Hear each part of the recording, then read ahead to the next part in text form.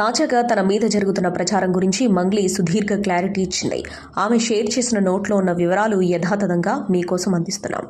నన్ను, నా పాటను ఆదరిస్తున్న, అభిమానిస్తున్న ప్రతి ఒక్కరికి పేరు పేరున నా కృతజ్ఞతలు. మీ రుణం మంగ్లీ ఎప్పటికీ తీర్చుకోలేనిది. గత వారం రోజులుగా నాపై జరుగుతున్న విష ప్రచారాన్ని చెప్పుకునేందుకు ఈ బహిరంగ లేఖ ద్వారా మీ ముందుకొచ్చాను.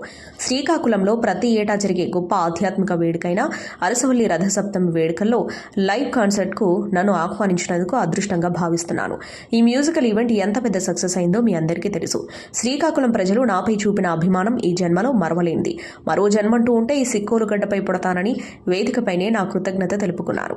ఈ ప్రోగ్రాంలో కేంద్ర మంత్రి శ్రీ రామ్మోహన్ నాయుడు, స్థానిక ఎమ్మెల్యే శ్రీ గొండు శంకర్ ముఖ్య అతిథులుగా పాల్గొని లక్షలాది జనం ముందు నాతో పాటు నా టీంను సత్కరించి అభినందించారు.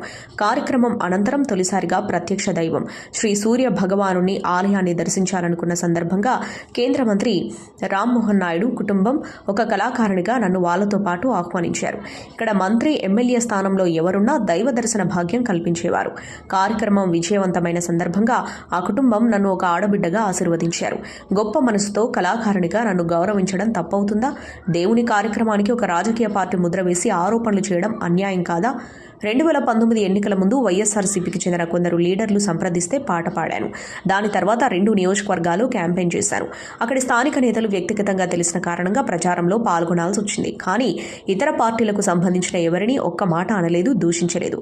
నేను ఎక్కడా పార్టీ జెండా ధరించలేదు, పార్టీ కార్యక్రమాల్లో పాల్గొనలేదు. అప్పటి పరిస్థితుల్లో ఒక కళాకారునిగా పాడాను. వైఎస్ఆర్సీపీ ఒక్కటే కాదు, బీజేపీ, టీఆర్ఎస్ పార్టీలతో పాటు దాదాపు అన్ని పార్టీల లీడర్లకు పాటలు పాడాను. కానీ అప్పటికే నాపై రాజకీయ పార్టీ ముద్ర పడటంతో మిగతా పార్టీలకు చెందిన వాళ్లకు నా పాట దూరమైంది. దీంతో చాలా అవకాశాలు కోల్పోయాను, అవమానాలు ఎదుర్కొన్నాను.